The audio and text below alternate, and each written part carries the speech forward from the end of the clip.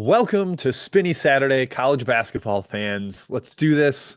It is a big old slate today here, December 7th, a date of infamy, Kai, unfortunately, but 99 games Oh, in the yes. college basketball world. Big time, lots to discuss. Maybe get a little bit of takeaways, thoughts on anything we saw this week. Matt, I'm going to put you on the spot because I know people want to know. How do you No. feel about Illinois right now? Fine, Jim. Here's my thing with Illinois. It's a tough place to win. Northwestern played very well down the stretch. It's a young team, and they took some very immature shots. Like, I know it was fun to watch Casperus make insane step backs, but like, if we do that like 7 of 9 possessions down the stretch, like, I don't know how high your ceiling really is. It was really fun to watch. He's awesome. I just think that I think with the young teams, Kai, we think that there's like this rapid improvement trajectory, but there's also like maybe you hit a wall as the season wears on. We shall see. That's my thought on Illinois. I'm bullish, Jim, but less bullish than I thought I was. You have them better than 55th, correct?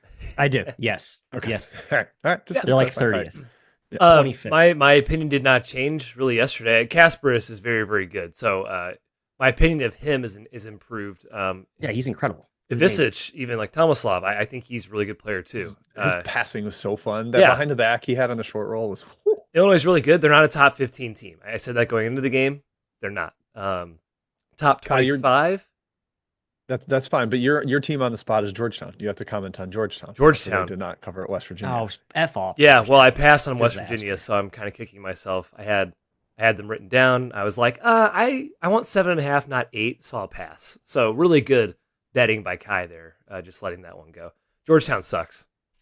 Yeah, so Jim, I mentioned this. The Big East home teams, the challenges have been really good, right? So give them a partial pass for that. But if you watch that game, there was a shot clock malfunction. So like the whole crowd took a nap for 30 minutes. So you basically had like a very dead crowd that was a pretty, I would say, advantageous situation. And they still wilted down the stretch. Obviously, there's like a BS bank three that kind of tilted it. The bad foul call on Tommy Sorbet, as we call him. But very uninspiring after Cooley sort of like tried to rally the troops around this mojo they had coming out of that Notre Dame embarrassment. But another big game flop. I'm pissed off about that, Jim. Sorry. Real quick, sorry, Jim, just to jump in. I meant to say this. Northwestern game, you guys watched it. Matthew Nicholson dove for a ball, cut his elbow open and was bleeding, and he just started amping up the crowd. That was the turning point. That's when Northwestern had the game won. It was a brilliant pump-up play by Nicholson. You need the true blood, sweat, and tears. Journalism Yes, Matumbo, that's right. Yeah, buddy. he's awesome. And He was awesome. He had the big Stretch. swat on Casperus at the rim. That was Yeah, I it was was like, great. I don't know why I didn't tweet journalism Matumbo. I was asleep at the wheel, I guess, on that one. But yeah, that is it. That's our takeaways. Let's get into today's slate, fellas. There's some good ones. I wouldn't say it's the best Saturday slate of all time, but it is good and deep. It has got a lot of games to it. So starting off, the 10:30 Central tip. We're going to get this one out of the way here. Kansas State headed to St. John's. The Johnnies, a 10.5 point favorite at home at Lou Carnesecca Arena, so named after the now late coaching legend. Kai, is there some juju in it for the Johnnies there? Matt just mentioned the home trend in this Big East Big 12 challenge. A total of 149. What are you looking at here? Yeah, rest in peace, Lou Carnesecca, of course. Yes, for the game, the Johnnies, by far, to me, have looked like the better team. I don't think that's any surprise. They're favored by 10. K-State, still don't get the warm and fuzzies from them, which is disappointing because Tang really got me on board in the preseason fireside chat. I think Matt did the interview with him in the Discord. No wins against the top 140 is tough for K-State.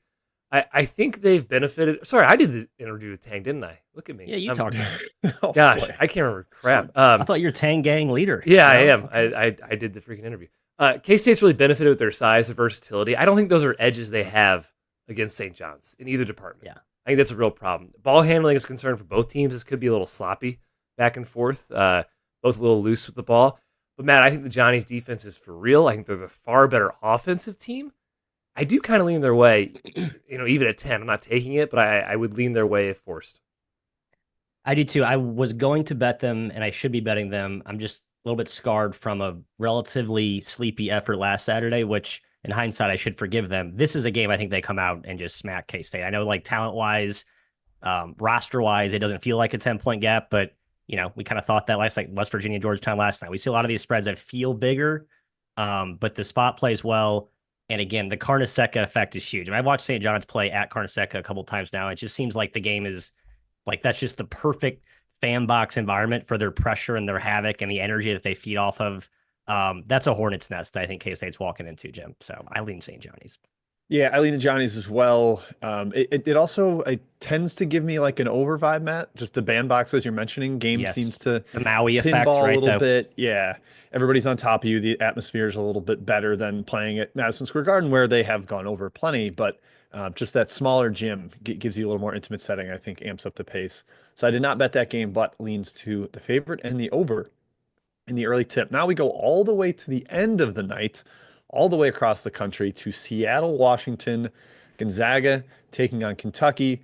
The Wildcats, Matthew, traveling across the country after that disappointing first loss at Clemson. This is not a true road game. It's in Seattle, but sure there's going to be plenty of Zags fans out there. Gonzaga has played in this arena recently, maybe have a little bit better feel for the sight lines. A lot of points expecting this one, total of 167. Gonzaga sitting at -6.5. Matthew, your thoughts? I think 6 is the right number. Obviously, you could argue the spot is favorable for Kentucky, I suppose, coming off the loss, Kai, but tough travel. It's just sort of a tough scheduling setup here where you have to go, from southeast to northwest, pretty quick turnaround against a really good team, a team that knows your stuff too. Pope talked about how the familiarity between him and Pugh in the WCC from the BYU days, obviously. I think that does give the Zags a slight edge because Pope's playbook and intricacy of the action is tougher to prepare for if you haven't seen it. Pugh has. The question is, can they? I would say overall a step up in talent that he has to share to Kentucky. I don't know, Kai. The total is interesting, 167. Obviously, a ton of points. Neutral site, climate pledge, maybe an adjustment period there. I don't know. A lot of noise for me. Nothing. Sharp side, sharp total. So Kentucky, all the way legit, in my opinion. I know they lost to Clemson, but almost winning at Littlejohn, shooting 7 for 27 from 3, 11 for 18 from the foul line, is very impressive to me. I think this team is like they're 11th in KenPom. That's pretty much what they are right now. They could be a top 10 team. Lamont Butler's status is huge. They need him very clearly. Even if he's banged up, I think it's a big deal. There's no really room for error against the Zags. Their offense is scary. Kentucky has certainly benefited from some defensive shooting luck. Both teams have.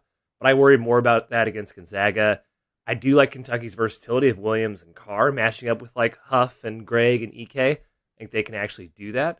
I like the Zags, Jim, at the earlier number. At 6.5, I'm probably staying away. I think that's pretty much right where it should be.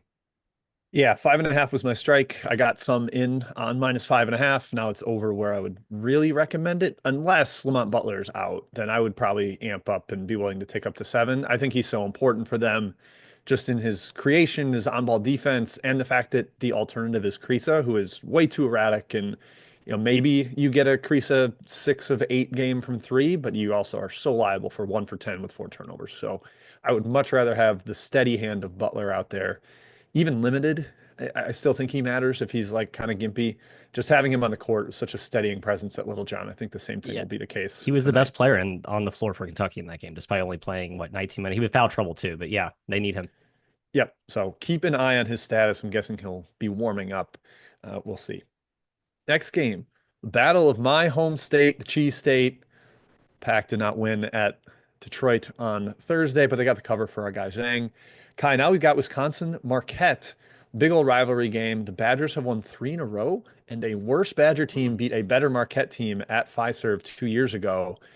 I'm sure there's going to be some hard feelings on the Marquette side here. Great matchup of potential All-Americans with Tanjay and Cam Jones. Your thoughts on this one? I went to the game at Miller Park. Was it 2 years ago? Maybe it was last year against Marquette, Wisconsin. Or did they not? I thought they played Stanford. They played Wisconsin Stanford. Golly. Yeah. God, listen to me. Kai, That's 2 mistakes. Whoa, My memory's bad. Got the cobwebs up there today. I'm tired. It's been a long week of ball.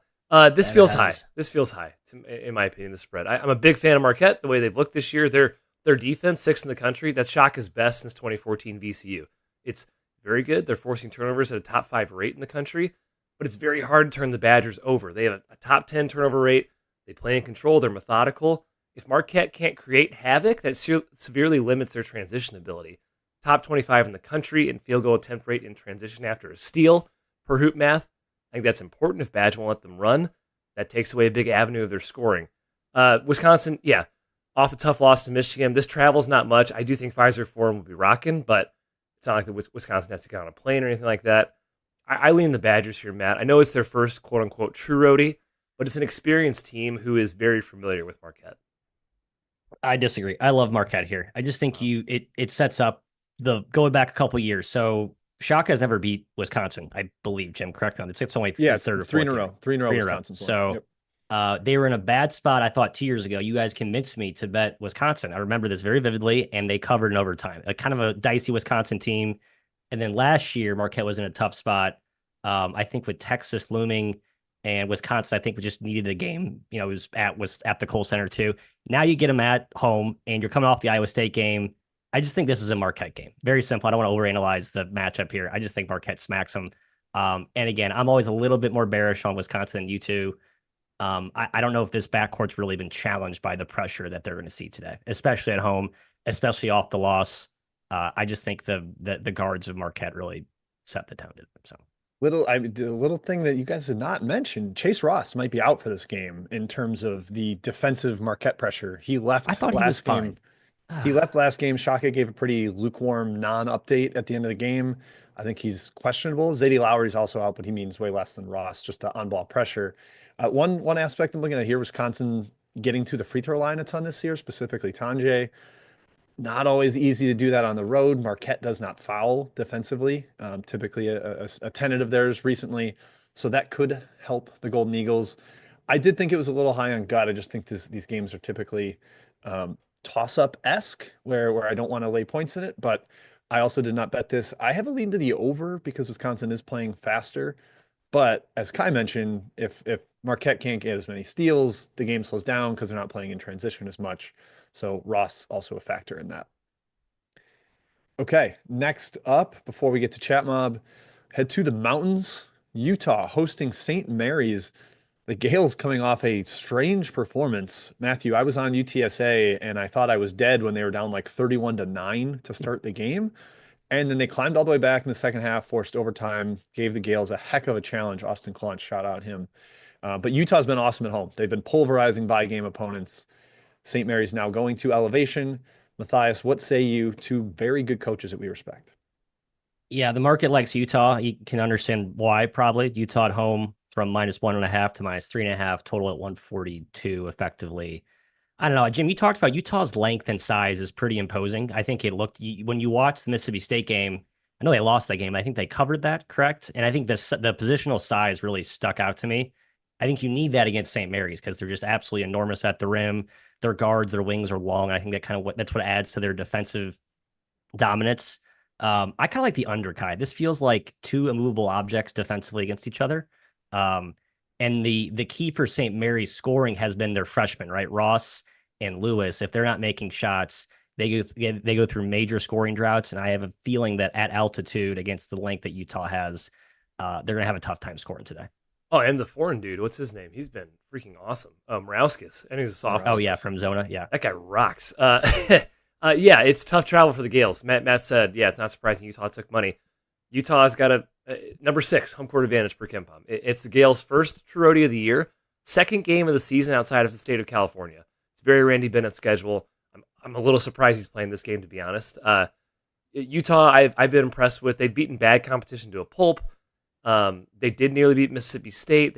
Matt mentioned the size they have to combat St. Mary's glass attack, their interior cutting attack. But this Gales offense is efficient, and few teams play as hard as they do. Utah's offense is a bit over its head right now. Number 7 in effective field goal percentage. The Matson brothers have been flamethrowers. I think that regresses quite a bit, whether it's this game or future. It's going to. My number says St. Mary's, so I did take a bit on them, but the travel spot does scare me quite a bit.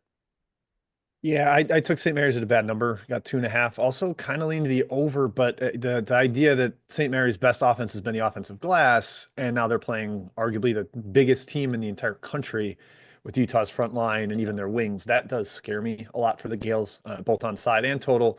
A little spooked on that. But again, Utah, they played the worst schedule in the country. It is 364th per KenPom, the 364th ranked offensive schedule, 363rd ranked defenses. They are beating up on bad competition. The only time they've left the state of Utah was for that Mississippi State game, and that was at least promising. But I think the Gales do compete with a chance to win.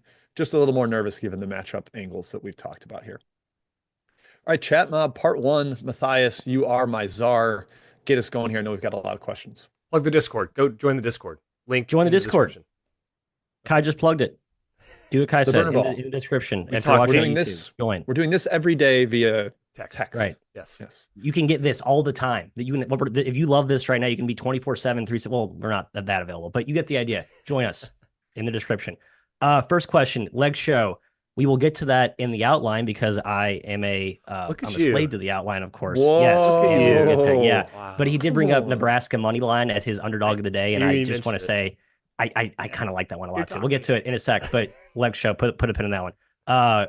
Andrew Smathers worrying about his road weary Panthers. Kai Pitt coming off an absolute demolition at Mississippi State.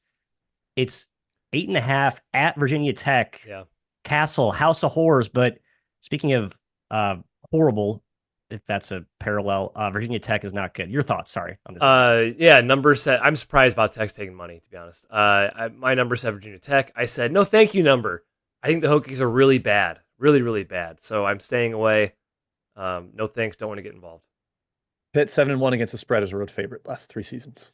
Yep. How about that? They're good as a Cool road stat. favorite. Cool stat. From Brian, can my Owls, I believe his Owls are the Temple Owls, Jim. I think one of our favorite Owl contingent in the country. They are playing Villanova, the Jekyll and Hyde of all Jekyll and Hydes. I like the Owls a lot here. After a really bad effort at LaSalle, LaSalle beats everybody at home by a lot. Now they get Nova at the kind of neutral, desolate Wells Fargo cavernous place. I think it's close, right? 10? Yeah, Nova's coming off like their best performance of the year, taking care of Cincy at home.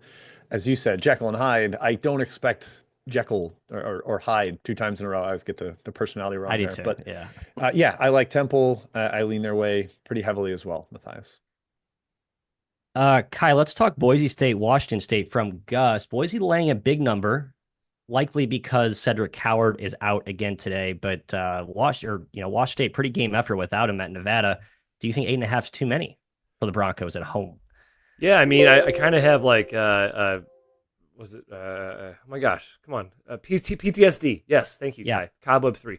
I have PTSD from betting Nevada against Washington State. Nevada had its worst shooting effort in history, pretty much. Wazoo, took advantage. They're a tough dog, man. I mean, David Riley's a great coach. He's got a bunch of continuity from Eastern Washington there. It's a scary team to fade with this big of a number. I'm staying away. Without Coward, I understand it's a huge deal. I got burned before. I just can't go back right now. I wanted Boise lower, and it got bet out of. Yeah, where it's I wanted big.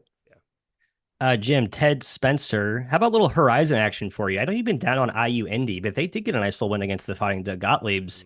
Now the zone of NKU comes to town. Thoughts? I think it's around 8.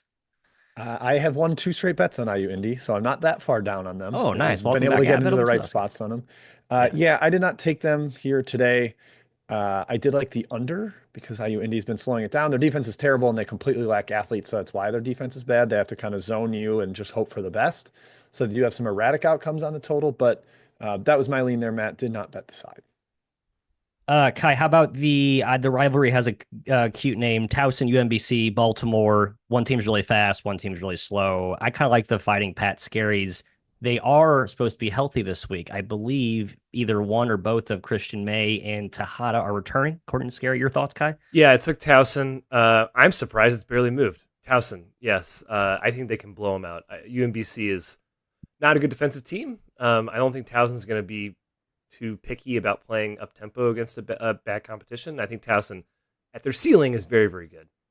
They destroyed UMBC last year. Yeah. Scored like 1.4 Yeah, they did. points of possession. One team that the physicality is just like night and day. Where am I? Oh yeah, Queens and VMI from the Zhang gang. Jimbo -2.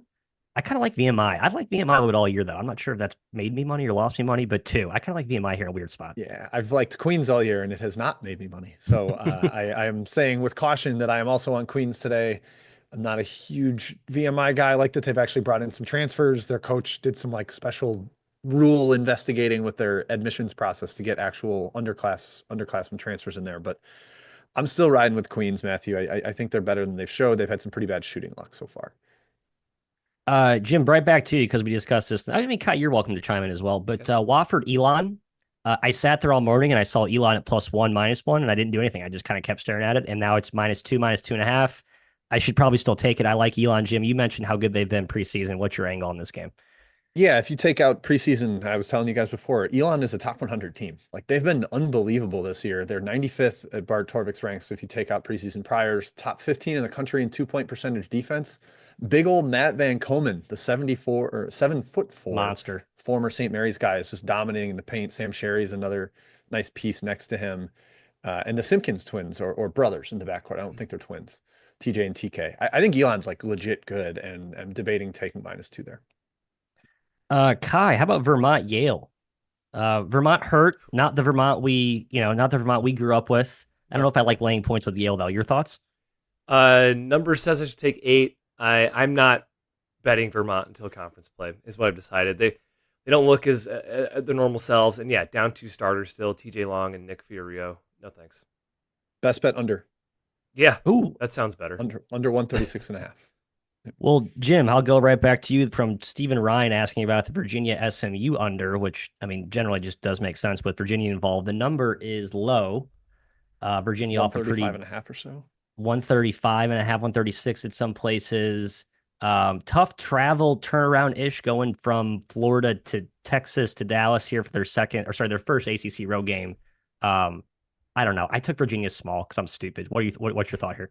I don't mind that. I saw somebody in the Discord talking up them in the first half. Virginia has been I better did in that the as first well. half. Yeah. And then there was a Virginia fan who listed their losing margins over the past 2 years. And it's like they either win or they lose by 20, like every time. They can't take care of the ball. They don't play like smart Virginia. They just throw the ball away. Like, what are you Tony doing? Bennett's Take gone. care of the ball. Yeah, 20 minutes gone. It's like the Villanova thing. You can't imitate something that really needs the original. But I took the over, Matthew. I think SMU's been able to speed basically everybody up. And Virginia, they made shots against Florida. That's if you're betting Virginia total, it's are they making threes or not? And I hope they make threes. Kai, last one. We'll go back to the outline. UTEP hosting Seattle. Oof. The Miners laying 3.5. I mean, I just hate betting on the Miners because the games go either one way or the other very sharply. Seattle is sort of who knows at this point. Supposed to be good, haven't been great. Your thoughts? Yeah, I think UTEP might be my like least bet on or faded team like the last 4 years. I always kind of had them where they should be, I guess, or at least where the market thinks they are. So I have no opinion in this game. 0. This is my other best bet under 135.5. So we Good. hit both of those in Chat mob section. all over it, baby. They're picking all them right, off. Jimbo, Yeah. back to you to what do we got here? Yes. Good. Nebraska, my best Michigan bet's State. coming up. Good. Yeah. Well, Matthew, we'll go right back to you. We did mention the inkling in the chat for the Nebraska money line here. Michigan State laying 7 after demolishing Minnesota, just absolutely eviscerating them. Scored like crazy at the barn. 147.5 total here, Matthew. I hate that I have to be cognizant of Burke Buyukatinchel's status. He is likely to play today. That's the whisper, but he's actually been important for Nebraska. What are you looking at in this game? He has, but Jim, guess who also is playing big man for Nebraska? My boy, Braxton Mia. A nice little piece up front. I agree. They need both. Nebraska's in the better spot. They've had all week to prepare. Michigan State got back, I think, a day later, whatever, from the Minnesota trip. They played awesome in that game. I think Nebraska just matches up well with Michigan State. They're very good at limiting transition when they focus on, like, they made a big point to do that against Creighton. It's a big reason why they won that game. I think they had that same recipe against Sparty. They take Sparty out of transition, more of a half-court game. And I think Nebraska's been really good in the half-court. The way they operate their sets this year, defensive-minded, physical. I like the Skurs. I do. I love the Skurs, actually. +7, best bet for me, Jimbo. Oh, there it is. Wow. Yes, impressed by the Huskers in the early going. They're old, they're deep, they're big, they're legit on defense. But Sparty's still Sparty, and this is a very good team that I think got underrated heading into the year. I think they're still very good. I expect this game to be a gross battle. It's 2 defensive teams with offenses that can certainly stagnate, get inefficient. My one worry about Nebraska, shooting aggression has to be coming from Michigan State. They're 351st in the country in three-point percentage. They're better than that. I understand, like, you can say, oh, they suck at shooting. They're not 351st bad. I think that will get better eventually, whether it's this game or the future. Don't know.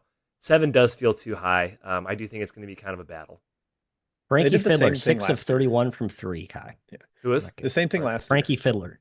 He's had, you know what? Omaha to Michigan State. It hasn't quite translated. Yeah. Yeah. Akins is 9 of 41. Like, he's a good shooter. I've seen him be a good shooter for years. They did this last year. They started slow, and then they finished like top 50 in the country in three-point percentage. And it started against Minnesota, but they go 11 of 22. Yeah. So the momentum is starting in that direction.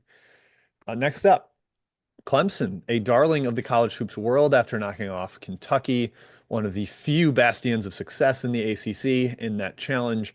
They are now on the road at Miami, Florida, who nearly stole one against Arkansas. That would have been a big one for the ACC. Kai, we'll go to you first here. Clemson laying 4.5 on the road. Is there a letdown coming after that big performance at Littlejohn, or is this a veteran team that's immune to that against a Miami team that might suck? It's a good question. Clemson rocks. Yeah, they're set up really well right now for March. They could compete for an ACC title, top 15 experience. They play well together, and they're tough as balls. They are so physical. That's what really won them a game against Kentucky. They just kind of wore them down. Miami season's over. They've lost 5 straight. Their 3 wins are against number 343, number 328, number 363 in KenPom. It's just not good. They can't have much motivation right now. It seems like maybe it's a lost year. 20th in offense, great. They can score. 270th in defense. It's insane how bad they are on this end of the floor. I think this is one of those games you should probably trust the better team, but I haven't tanked Miami enough, I suppose, in my numbers because I can't quite get there. I think Clemson does bully them on the glass. I think they win second efforts all day long against Miami in this game. But Miami can score. That always gives them the chance. So I did stay away. I think the simple handicap, like at the low end of the spectrum of like the bell curve with like the smart guy and the dumb guy, Clemson -4.5 is probably the way to go. Yeah, Miami can't. I don't think they score as well in the half court. And we talk about transition defense. I mean, Clemson's as good as it gets, right? They just proved it to you against Kentucky. They'll be terrific in that department again today, I would imagine, against Miami. I kind of like the under. Miami unders are never a fun endeavor, obviously, but I think it's kind of sneaky, slow, early start, sleepy, shots are bricky. I like the under here, 147. Okay. I took Miami, so maybe I'm the crazy one, the truly crazy one. I took them against Arkansas. I'm like not all the way off the bandwagon yet. I'm still kind of believerish. Maybe they're not dead. Well, and Kai mentioned like it feels like a lost season. Maybe you get some, all right, conference play. This is different. Like we need to start getting it in gear now. So I'm kind of hoping for that angle to show up for the Hurricanes, but boy, do I not feel good about it because they could get out physicaled and outworked. And we saw that happen in 3 straight You games. got to think those NIL checks, Jim, cash at the end of the month, right? So that's maybe they give us a good effort till December 31st, and then the quit comes after the new year. That's my theory. All right, back to the Big Ten. Michigan back to Ann Arbor after a big win at the Kohl Center. They are hosting Iowa. Matt, Iowa won at the buzzer over Northwestern, an insane like 30-footer from Josh Dix with 0.8 seconds on the clock. He caught and shoot in that really quick sequence. Big one there for Iowa. Now they go on the road, their first true road game of the season. Injury issues for them as well. Seydou Traore, who Kai will probably sing the praises of, potentially out, their big defender. Yeah. What are you thinking here? Michigan laying 10, double digits there. High total, 158.5. Torn, I think it's a big number coming off the Wisconsin win. I don't know if you're betting Michigan, you can't be betting confidently that you're getting like a really awesome Michigan thirsty effort here. And I don't feel like their home court, frankly, has been all that great relative to the other Big Tens, with all due respect to the crowd. It's just a little bit happy hour-ish. Cookie cutter. Yeah, I agree. It's a 1 p.m. start. I think Iowa's good. I do. I think Traore is a big part of that defense, but they're good defensively up elsewhere. I think both teams are really adamant about limiting the other in transition. I actually like the under more than I like anything on the side, Kai, at 158.5. But your thoughts? I took the over. So I hope you're wrong. So did I. I think the perception is overy, but I feel like both these coaches are trying to be under. I don't know. I can't say. Maybe. I mean, they both is out. I like to. They're both playing really fast. I don't know. Yeah, this spread's really high. I know Michigan's for real, and I totally agree. But I agree with Matt. Iowa's no slouch. Ball handling is super key against the Wolverines. Iowa has good ball handlers. Brock Harding has impressed me early on. He kind of came out of nowhere, to be frank. I think he's had a really good year. You have to shoot if you're Iowa, though. You have to make shots. They can't hang if they don't hit shots. Freeman's going against Wolf and Golden all day. That's really tough. Michigan has a huge edge on the glass. I think Golden and Wolf kind of have their way with the high-low. They probably eviscerate Iowa inside. If Freeman gets in foul trouble, it's bad news. But to Matt's point, and maybe a little point for the under, Iowa has been a lot more feisty this year defensively, but Traore is a huge part of that. They do have some dogs on the perimeter that can kind of wreak havoc. Michigan's ball handling has been horrible this year, 333rd in turnover rate. 10 is too much. I did take Iowa 10. Yeah, Iowa's got some ball hawks on the ball too. Harding and Thelwell are both top 30 in the country in steal rate, top 20 in the country in steal rate. If Michigan is loose with it, like they have been, specifically Wolf, he's been turning it over like crazy. That's going to fuel things for Iowa. So keep an eye on that. It does. I wrote this up for Action Network single game guide and said I would lay up to -9, and it was 8.5 when I wrote that, and now it's 10, and I'm like, all right, well, sorry folks, but I wouldn't lay 10. Last game on the outline before we go back to Chat Mob. Two ACC teams that I have actually been kind of impressed with. Question mark. They've been better than I expected, at least. Florida State on the road at NC State. Wolfpack, a crushing non-cover Kai against Texas, giving up a dunk with 1 second left to get outside the number. That one hurt. But now they're 5-point home favorites against Florida State. High total 147.5. I kind of like the road dog here. What do you think? I've been really impressed by the Noles. Their defense is back after 3 years of like what is this Leonard Hamilton defense? They're back. They're top 40 again. It's the best defense since 2021. That's the last time they made the NCAA tournament. NC State's a mystery to me still. I still don't think they're very good. They've hung around against these good teams, I know, but they've ended up not covering. The bad teams they've played, okay, shrug. They haven't gotten away from some of these teams. FSU's positional size is a huge edge. They're going to blanket NC State's guards. I think this could be a really ugly game.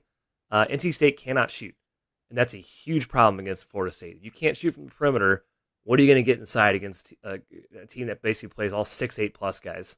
I lean Florida State +5, Matthew. Yeah, I lean Florida State too. NC State keeps I think there's some statistical indicators that tell you they might be better than we're giving them credit for. Like they are really good on the glass. I'm sorry, they're really good at forcing turnovers and they protect the rock. That's kind of the underrated thing of why they're so good last year. They just never turned it over. They're doing that again this year. As much as we gave Michael O'Connell credit, he does take care of the ball pretty well. And Marcus Hill's come in and been a pretty solid ball handler next to Taylor. They have some size up front. All that said, I just still think this seems that good. And I think this is a good spot to fade them with Florida State off that LSU cross-challenge loss in Baton Rouge. Yeah, I mean, they're both off a loss because everybody in the ACC is off a loss because they all played true. SEC teams. But I just kind of think Florida State's slightly better, and this price indicates NC State is slightly better. So I definitely lean towards the Seminoles. Did not actually bet it yet, but I'm considering it. I'm certainly thinking about it. So I might get to the window by the time the game tips off. Matthew, we've got quite a bit to go in the chat section here. Reminder on the Discord, join it. We've dropped a link in the chat. So if you haven't, do it. It's a great, great, great hoops community. All right, Matthew, what are our questions? I just got one coming through the wire here. I don't know why we didn't. I think I missed this initial question. ULV, Creighton Kai, they're running Rebs. Mm-hmm. Big news injury-wise. Pop Isaacs done for the year? Yeah. The Rebs have been feisty as a dog historically. Kruger has this way of sneaking up on you and putting forth a really good game when you don't really expect it. I kind of think this might be one of those spots today. I think it's +9, +10. Yeah. Correct? I'm looking now. Yeah, I jumped on 11.5 when Isaacs was announced out. Ooh, sharp guy. I think he's really important. The Creighton has no depth. And if Zujic isn't playing yet, who will be a very good guard for them, but if he's not in yet, they have no guard depth. Jemiah Neal, he's never going to make 4 threes in a game again. Like he did that against Notre Dame. It's not happening. He's a horrible shooter. I think they are in trouble, and it's going to be a close game. Yeah. Reminder: UNLV punked them last year. Maybe Ashworth and Calker motivation. Dialed, yeah, but I took UNLV also. So big rivalry game: Belmont, Middle Tennessee. Nick Shreen asking this question. Jim, Belmont -3.5. Very sharp line to me. I think it's going to be crazy in-game runs, a live betting opportunity game, I'd say. If you're going to sit here and watch games all day and live bet, I think this is a 12-0, 14-2 run back and forth, but no take for me. I like that. I don't have a take either. You've been more a Middle Tennessee whisperer than I have. I've faded them more than I should have. The team's better than I expected. So yeah, I was lower and remain a little bit lower than the market on them, but I'm not fading them again today. I like the live betting angle. Let's go. How about from Lena Chat Mob question? Northern Arizona. I like this angle. I almost took them, Kai. I just a little bit torn fading South Dakota, who has been sneaky good. They are just pressing everywhere now, and their pace is crazy. And while Northern Arizona has guards, I don't know if I trust them. Anyway, so NAU at home +1 against Sodak. Yeah, and I've lost a couple of games on NAU, which is frustrating. I still believe in this team. I took NAU +1.5. At pick, I'd still take NAU, to be honest. I'm not scared of South Dakota. Knock on wood. I don't think they're very well coached, and I've seen this team. Ooh. I've seen this team blow so many games over the past couple of years that I've decided that they're just not. They don't have that step on your throat factor. I think this year they have it. This year they do. Maybe a little bit. I Hope don't. not. I'm with Kai. This is also the team that won their Summit Big Sky Challenge game going on the road to team that lost. I think NAU is going to have a little extra juice there. You know what? I might add that one. Thank you guys. Chop down a tree with us. Come on. It's because Peterson was the disciple of Craig Smith, and no one holds Craig Smith in higher regard than I do. So I feel like there's like this intelligence boom coming with South Dakota. Anyway, all that aside, Jim, Can we JMU, ask, Utah. Can we step in real quick because Daryl did give us $2 for the big chat here. Oh, thank you, Daryl. He got UNLV 11. Should I try to middle or roll with it? If it's 9.5 to 11, I don't think that middle's worth it to try to do. Roll let it ride. Yeah, I would let it. Roll. You made a good bet. Don't give up your CLV. Yeah, if it was like 7, you could consider it. But yeah, no thanks. Where was I? JMU, Utah Valley, Jim. The Dukes laying 6. Kind of a toughish spot here for the Wolverines. Good price to me, 142. I have nothing here. I laid it. I took James Madison. Why is Utah Valley playing this game? I don't really understand. I don't know. Yeah, good point. They played at Stanford on Tuesday, and now they're flying over to East Coast to play one game against James Madison. Then they fly back to Utah. I can see them not being interested down the stretch, or if it gets up to 10, maybe they just roll over. So I like the Dukes at home. I have Utah Valley in timeout after I watched the Welling brothers who were at UC Irvine. They missed, I think, 12 straight layups combined. They were legitimately like 0 for 18 from the floor, like both brothers. Like not one of them could actually make a layup. It was maddening. Let's go to leg show, Kai. St. Bonnie, Buffalo. The Bonnies have been quietly cashing tickets for backers this season. Buffalo, not the dumpster fire they were last year, but still pretty bad. 17.5. What are your thoughts? Yeah, Bonaventure 8-0 against the spread, best ATS team in the country. Yeah, they've been way better than I thought. I've definitely faded them a couple times. I actually want to bet on them, so thanks. So I got a good number, I guess. I think it's a little high, but I'm not interested in taking Buffalo, so I stayed away. Let's get right to the Zangang's question. Texas, UConn. Jim, thoughts on this one? That's tomorrow, right? That's tomorrow. Yeah, it's Sunday. I'm yeah, confused. he even said it's tomorrow. So yeah, I'll just give it quick. Yeah, okay. I like UConn. I'm just not a big Texas believer, and I think they get Karaban back would be my expectation. They do. That's big. So I like Texas. I just think UConn's players stink mostly, except for Karaban. That would be nice. Kai, Princeton, Furman. Hotly contested game in the Discord. A lot of folks liking the men in fur who have been quietly very sound this year. Deep team. Princeton off that big St. Joe win. Do they lay an egg on the road? Yeah, I think Furman's like 7-1 against the spreads. They're right behind Bonaventure. I took +2. And I've been on Princeton a lot this season. I've been on them almost every game. So I was surprised that I'm fading him, but I did. I took Furman too. Kai, my answer is the exact. It would have been word for word what you just said. Good. Yeah, shocking that Bob Ritchie is doing a nice job. We should have known better. And that actually is all I have, gents. I'm looking for the last second questions I missed. I saw someone. Oh no, I thought I saw Central Michigan. They don't play today, do they? They're not playing. I just saw forever. They have like Washington, the longest USC. layoff in ever. It's a stay away for me. I guess I lean Washington because USC is terrible, but I have nothing more profound than that. Hey, I think both -4. teams are kind of bad. I think they both stink. So yeah. I did not do anything with that game. USC has won like 4 straight games in shot quality, but they don't actually make the shots in real life. So I'm not going to take them. I can't do it. Do we have any Philly 5 takes, by the way? I know we talked about Temple just to close it out here. Kai Drexel, Penn at 1. God, I couldn't care less about that game. And then LaSalle against St. Joe is sort of I think that's the championship-ish, right? I don't know how that format works. Yeah, it is. It is. I think so.